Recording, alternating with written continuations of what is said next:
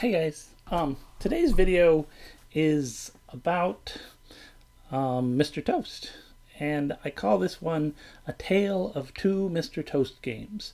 And through it, I'm going to sort of lay out some of the processes I've gone through in producing stuff as an independent creator, and where it's led me. I started working on Mr. Toast in 1999 and 2000. And initially, the project was called The Imaginary World. And the idea was I was going to build and create my own theme park, not unlike Disneyland, because I love Disneyland. And I saw Disneyland as this sort of perfect example of where all these great things came together in one place. And so initially I designed rides. I actually hired a friend, Chris Merritt, to do some ride designs for me. And, the whole project just sort of became more and more interesting. But what I found was that if you look at Disneyland, it starts with stories. And so I realized I was going to have to figure out my own stories, where they have Mickey Mouse and they had the Disneyland TV show to generate stuff. I didn't have that. So at least I needed to supercharge that whole aspect of what I was doing. And so I looked back of what I'd worked on before I started that project and looked back to college, and I found Mr. Toast, who was a character I created, I think, in college. Another day we'll sort of go into those really the beginnings of Mr. Toast. But I saw this character and I was like, okay, this is my character. And so I started working on some webcomic stuff. I also did my first book, Mr. Toast at the Circus, which was 2004. So as you can see, I'd been sort of percolating the project. I think I started the webcomic in 2003. I did this in 2004. And then I think in 2005, I did the first Mr. Toast dolls, because it all sort of tied into that whole sort of Disney thing where, you create the content, then you create the products, and then you just keep going from there.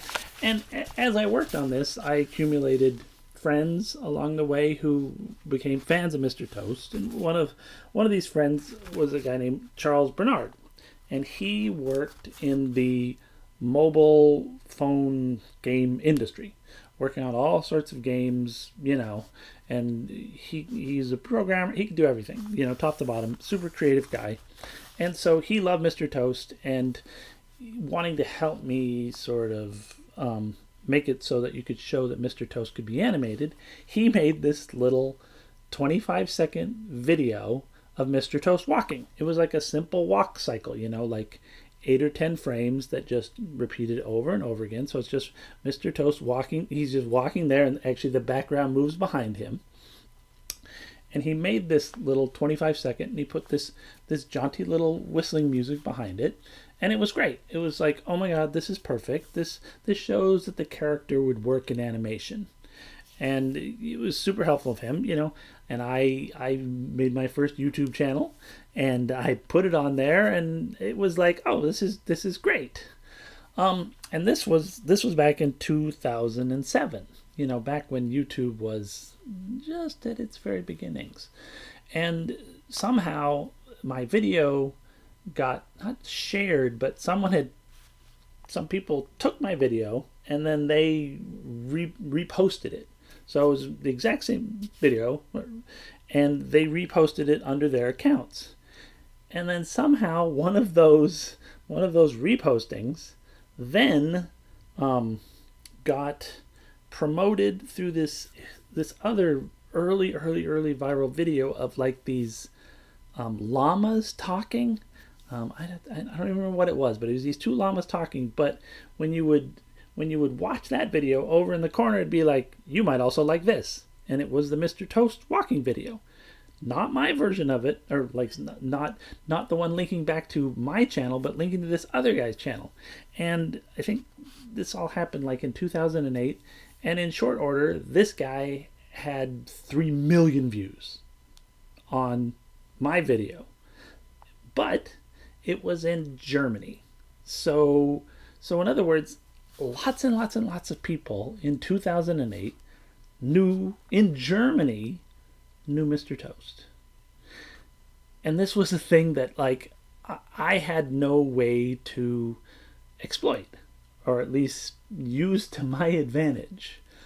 And I didn't quite know what to do. And so actually Charles came in, to, sort of the rescue again, and he created a couple more, 3 more little videos. One which was a little title screen, if like we did a Mr. Toast cartoon, what it might look like. One was Mr. Toast laying there, and you just saw the silhouettes of clouds passing over him. And then the third was like an actual animated thing with Lemon Ed coming to the door. I think he was trying to sell magazines, which was another little 30 seconds. So these fun little videos. And I think the cloud watching one did good because people were like, oh, we like Mr. Toast, we're watching this. And I think that one, I just looked at it and had like 368,000 views. And then I think the intro one has like 150, and then the door-to-door has less. But, once again, being watched over in Germany, where like I sort of have no control over it, or at least nobody knows who Mr. Toast is exactly. One of the really weird sort of fallouts of that was at some point, I don't remember what year, maybe this has the year on it. Oh, 2010. So in 2009, 2010, I get contacted by the biggest bedding manufacturer in Germany, and they want to make the Mr. Toast sheet and pillow set. And I'm like, sure, go for it, rock on, I love it. And so they made this. This was in stores, in catalogs in Germany, and I think it sold okay. They sent me a few of these, and I made some money. But Mr. Toast, this is like sort of the one sort of piece of fallout of me going viral in Germany was that we made Mr. Toast sheets. Of course, these sheets fit German beds, which are different than American beds, and German pillows, the pillows which are much larger than American pillows, and they're square. But I had this sort of small success over there. And right about 2011, 2012, phone games started getting hot. Angry Birds blowing up. And so I said to myself, okay, why don't I design my own iPhone game? It seems like something that I could do. It seems like something that there's only one marketplace. iPhone was selling them on the Apple Store. And so there's one place for it to be sold, so I don't have to worry about distributing it all over the world. All these kids in Germany might get my game and play it, and I can actually sort of figure out a way to sort of let the fans know that I exist and get there where they know it's me. So my buddy Charles, who helped with the walking video, he's like, oh, I can't really do this because he had a full-time job. So he had a buddy who is a freelancer, and he's like, oh, well, talk to this guy. He's great. So I talked to this guy, and I think his name was Scott. He was great. And he's like, yeah, well, you have to pay me, because you can't really do work you could do work like that on spec, but it's pretty dangerous. So I thought about it, and I had an idea of how to do the game. So I was like, okay, let's do it. And so then over the next, I think it was about a year, maybe it was 9 months, we went back and forth, and I created the Mr. Toast phone game. And this is what it was like. What it was like is I borrowed on the thing from that initial video where Mr. Toast is walking in front of the fence, almost exactly the same, and you have a certain distance to go, and then you have a time. So the timer is constantly running out, and Mr. Toast moves at a certain speed. You pick up food, and that increases your speed. You also can pick up coins, which add bonuses. And you can also pick up time, which adds to your time. So you have to constantly be picking stuff up and avoiding other things. Like if you step on that banana peel, you slip and fall over, and you lose your speed, and you have to pick up your speed again. the really fun aspect of the game, I think, was that it used the telephone's sensor of where you were at.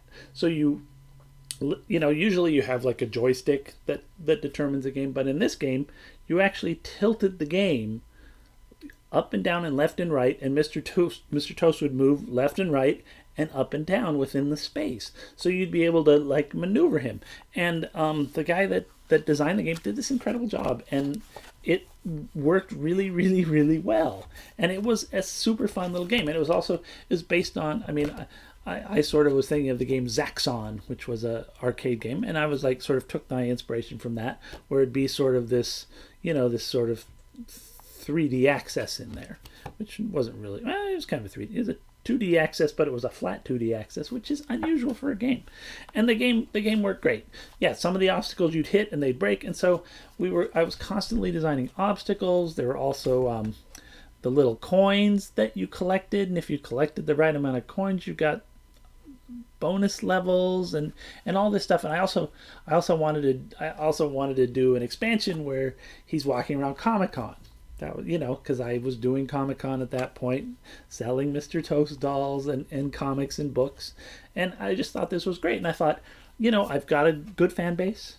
I go to shows, so I can promote it there, and then it'll be in the store, and maybe people will talk about it, maybe it'll pick up, and da da da da da da. So we worked for a year. I think I spent a lot of money, maybe like $16,000, I think. Paying to get it developed. The development was great. I was super happy with it. We put it out there on the iPhone market, and nothing happened. Like a resounding nothing happened. And I remember looking at the iPhone store like that day, and I think there was 6 or 8 or 9 games that came out the same day. And the next day, 6 or 8 and 9 games came out. And another day, 8 games. And boom, boom, boom. And my game was lost. It just disappeared beneath the waves. And, fans downloaded it. My mom downloaded it and played it. All sorts of great people downloaded it. And I made these great postcards that I took to all my shows and gave away. I'd give away hundreds of postcards, and I had a giant banner that was in the back of my booth where thousands and thousands and thousands of people walked by, and it didn't happen. It just didn't happen. And it didn't sell.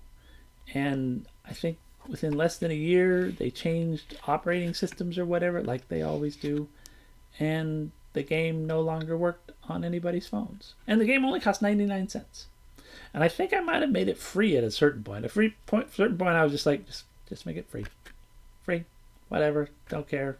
Just make it free, because I wanted the promotion of it at a certain point. I wanted this project that I'd spent close to a year working on, and really poured a lot of time and a lot of energy and a lot of love, and I think it was just a really great little project, and it just disappeared. And so after about a year, the operating system changes, and it's like, do I want to pay the programmer to update it? Do I want to spend more thousands of dollars to get it so it works for another 6 months, for another year, and then da-da-da-da-da-da? And, the answer was no, because it was a flop. And it was hard for me because, like with things like the Mr. Toast dolls, they sold. They always sold. My books always sold. My art always sells. I make my prices very reasonable, but my stuff had always sold, and it had always been successful, and it always made me money. And here I was like this, sort of big dream project, and it just is a flop. Just an outright flop.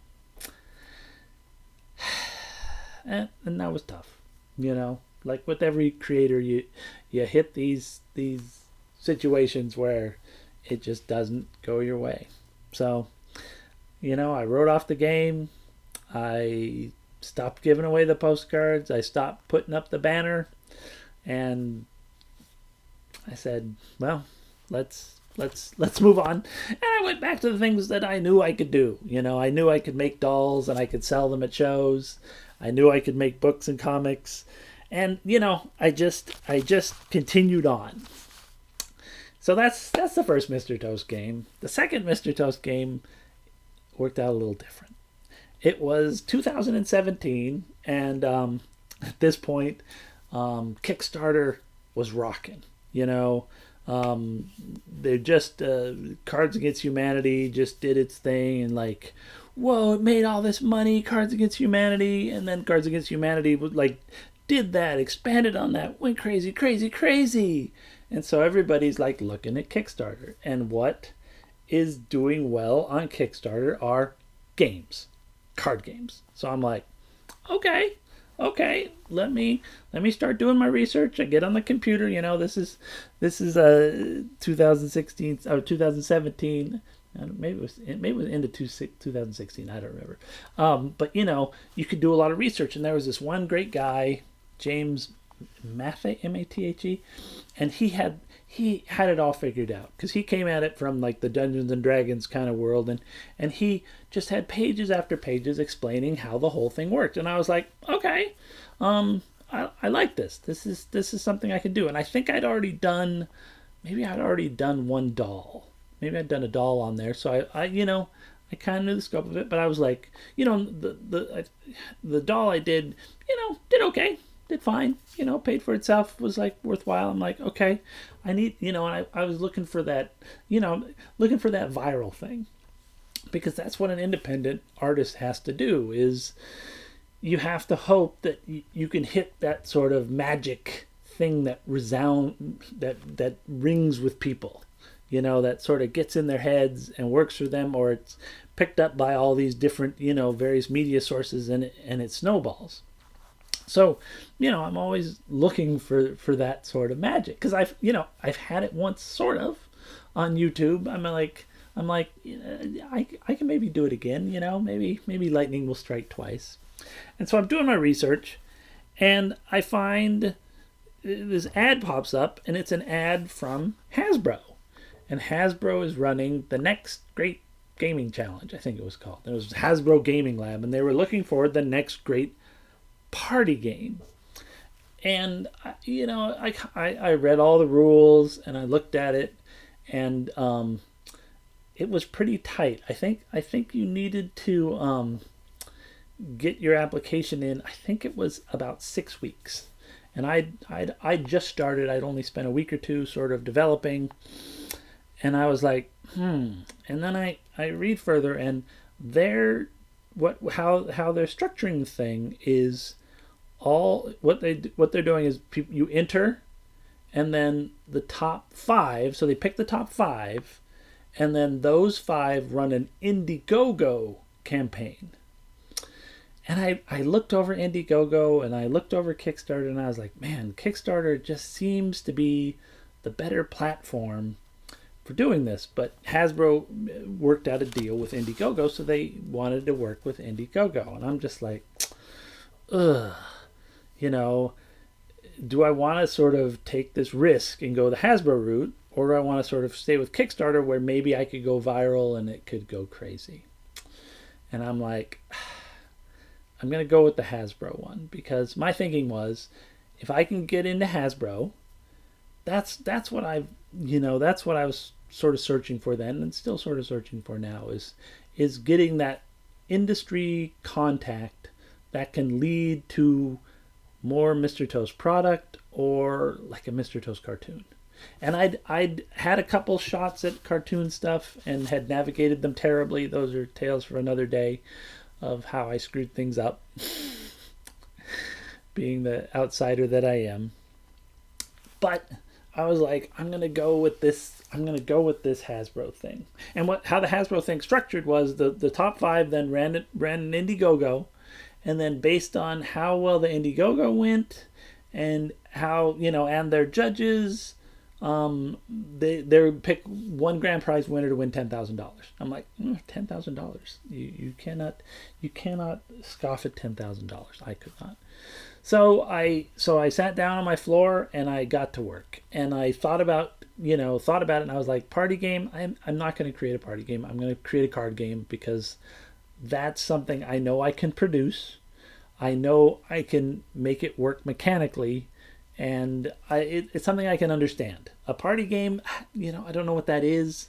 I'd have to have like a novel idea out of nowhere.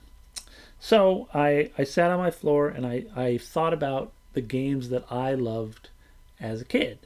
And the one I came to was the game Mille Bornes, which is a French game, but they make it in all sorts of languages. And I believe it's based on a game called Touring, but the one we had was a game called Mille Bornes. And basically, you had cards and you played miles, and you were trying to go 1,000 miles. And then you had bad things that you put on the other players, like flat tires and running out of gas. And then you had other things to fix those things, etc. And I was like, this is the perfect kind of game because it gets contentious. And I mean, I remember when we played as kids, you left with hurt feelings. It wasn't like, oh, everybody wins. It was like competitive. And, somebody wins and they won by making you not win. And I like that idea of making you not win. So I worked on the game, I worked the math, and I wanted it to be Mr. Toast, and because I realized that when it got to Hasbro, that was my selling point. I'm like, all these other games are going to have mechanics, but mine will have a character, and it will already have an artistic style that has been worked out by me over this was 2017, so I've been working on it for 15, 16 years. So I'm like, I got this pretty set. So I worked on it, I worked the math, and the math was working great. I had the cards and the numbers, and then I was like, okay, I have the system. And it was based on Mille Bornes, but it was completely different because I was going to have ways to draw cards and change direction. So it was a little like Uno and a little like Mille Bornes, sort of in the middle, drawing on both those card systems, which were very successful. But this one was different. Uno, you couldn't give the level of hate that there were cards where you'd steal somebody's everything. There were cards where you'd make them not be able to play. It was a game that, did a lot of mean, you could do a lot of mean stuff if you were inclined. So I was like, okay, now I need a conceptual Mr. Toast underpinning. So I'm like, in the world of Mr. Toast likes to goof off and do things that are fun. And so I'm like, okay, so the good cards, the cards you need to win, are fun things, are recreation cards.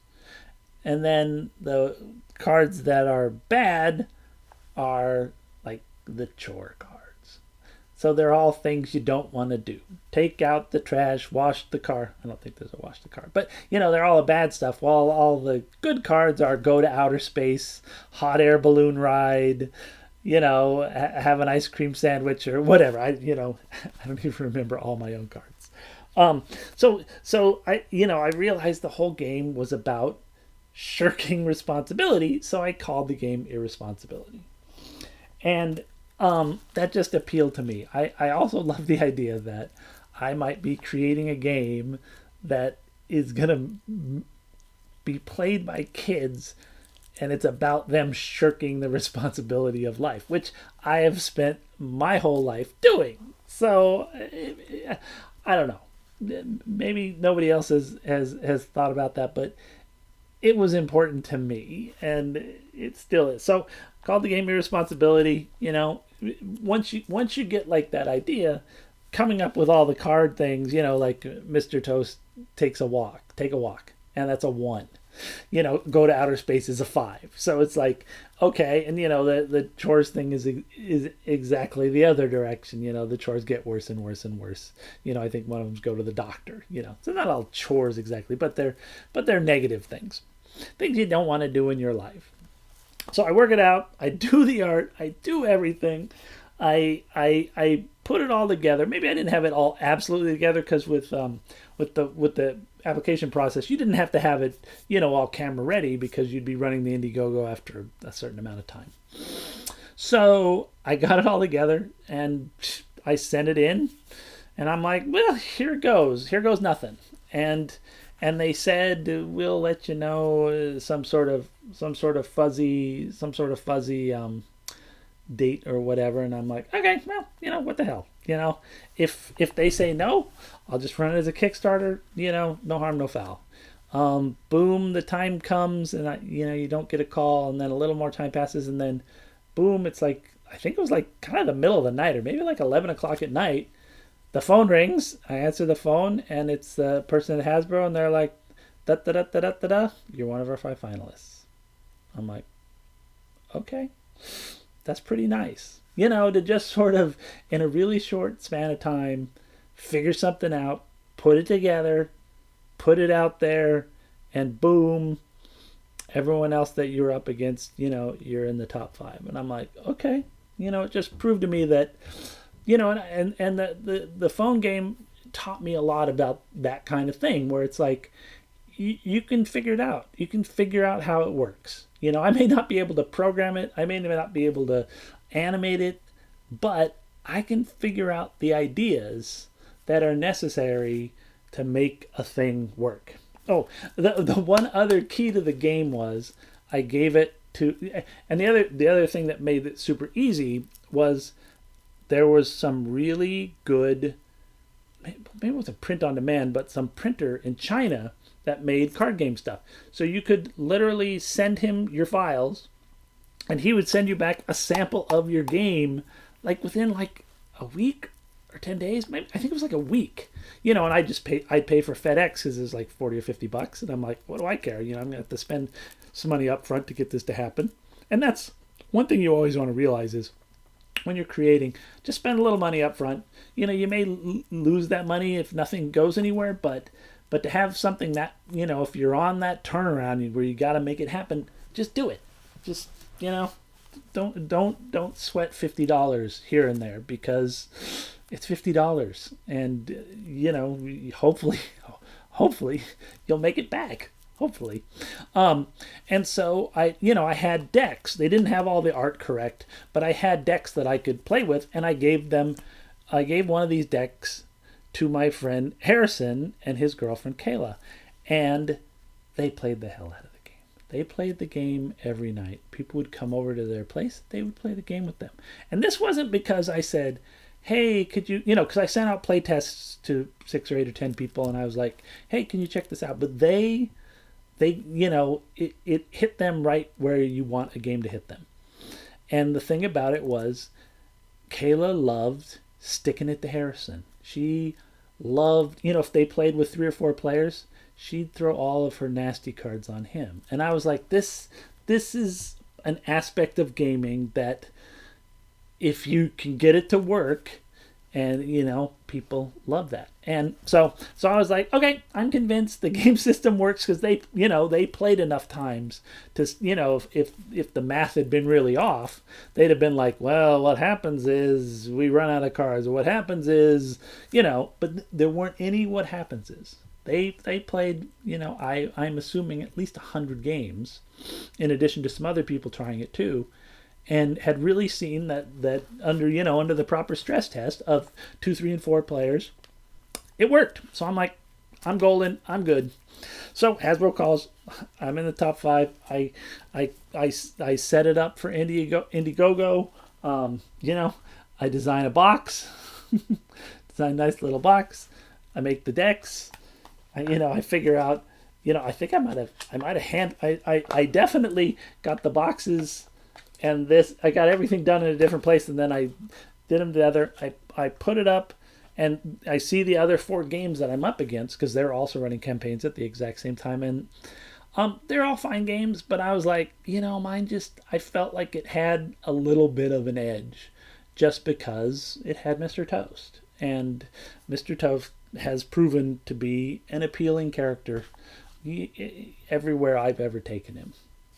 So, um, as with all Kickstarter Indiegogo campaigns, you sweat and you beg your friends and a lot of great friends. I used to play D&D with a great group of guys. My buddy Mark, Alan, Paul, Jeff Matthews. Just a bunch of great guys, and they all came in because they're gamers and they love gaming, and they really came in and helped me out and supported me, and we I think we ended a little over $10,000. And that was one of the other aspects of this. It's like I kept the $10,000. So whatever I make on producing the game, I make that money, and then if I win, then I win $10,000. So I'm like, okay, and I had all my numbers figured out, and so I knew I would make some money on the game, and it wasn't, I like I said, I've done many things that lose money.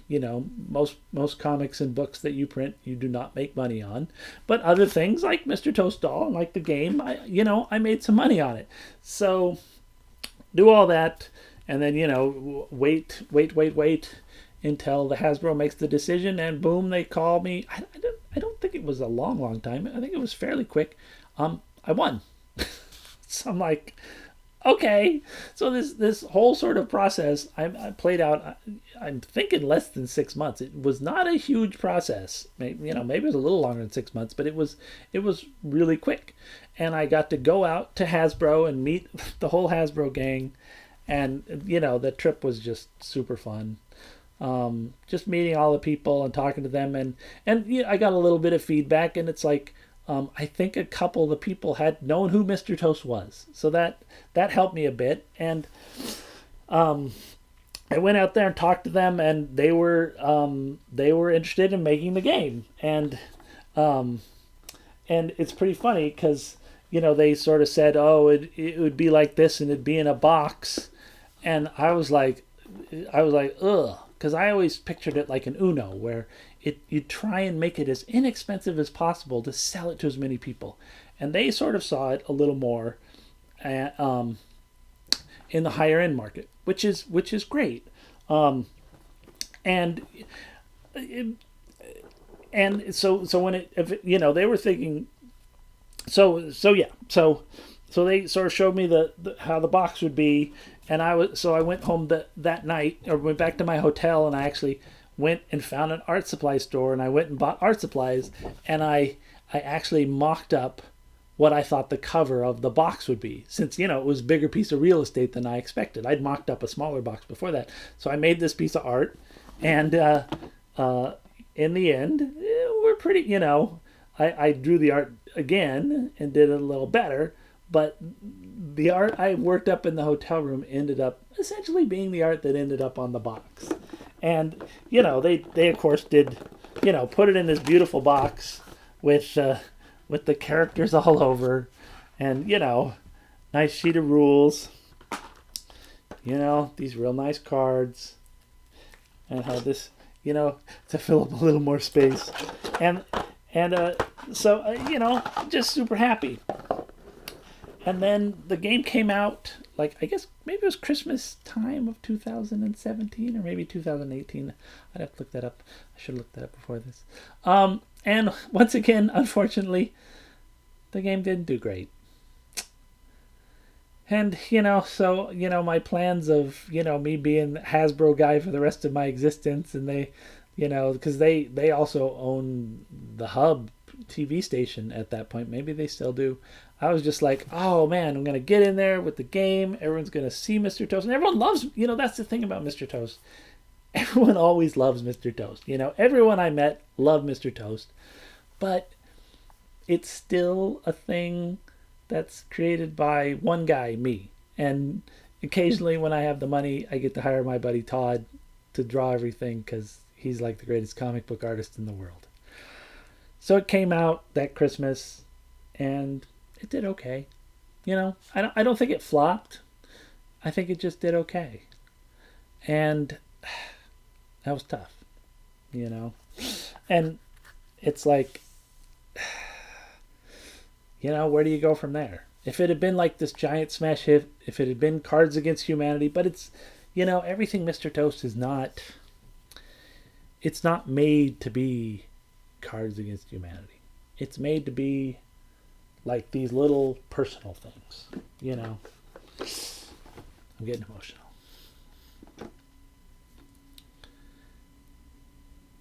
He's everybody's friend. So, okay. Where Now? Where Now is the game, they're still making it. And people out there are playing it. And they keep selling it on Amazon. People keep buying it on Amazon. People keep leaving good reviews of it on Amazon. And I don't know if it's in stores much. Maybe it is in some stores somewhere. I don't know. But they keep making it. And it keeps on getting out there in the world. And that's not where the phone game put out by me ended up. That disappeared beneath the waves. But, I look on eBay and half the Mr. Toast things on there are these games. And so that means these games are never going anywhere. They are going to stay out there. They're going to be, maybe Mr. Toast's renaissance comes when 10 years down the line, people are pulling them off there and they're like, who is this? And somebody says, who is this character? Why is this character not on television? What happened with this? And I'll still be here, little old man, because I'm getting to be there. And, I'll be ready for that second, third, fourth, fifth, 1000th wave of Mr. Toast fans. Because I've seen it. I started doing shows, I think, in 2004. And I've seen kids that came up to my table when they were 5. And, and now they're 20. It's crazy. And I just keep producing the same the same content. I think it's great content. And I keep trying to push Mr. Toast forward in whatever ways I can. Keep drawing and think about him. And that's all an artist can do, I think. So that's the tale of two Mr. Toast games, both with ups and downs. But,